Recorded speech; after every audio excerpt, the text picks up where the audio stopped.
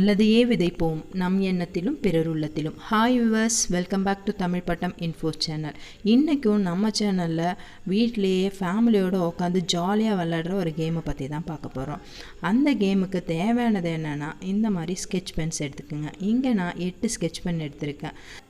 அந்த ஸ்கெட்ச் பென்னெல்லாம் இப்படி ரெண்டாக அரேஞ்ச் பண்ணி வச்சுடுங்க.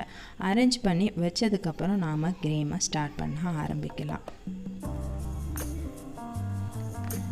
இப்போது எப்படி இந்த கேமை நம்ம விளையாடுறதுன்னு பார்க்கலாம்.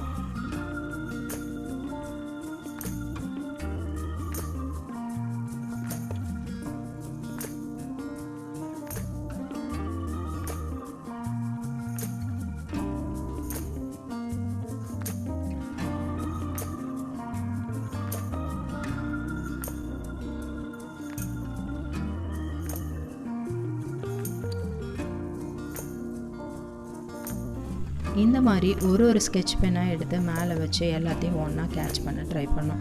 சப்போஸ் பிடிக்கும்போது கீழே விழுந்துடுச்சுன்னா நம்ம மிஸ் பண்ணிட்டோன்னா அதை மீண்டும் அதே பொசிஷனில் வச்சு விளையாட ஆரம்பிக்கணும். அவ்வளோதாங்க.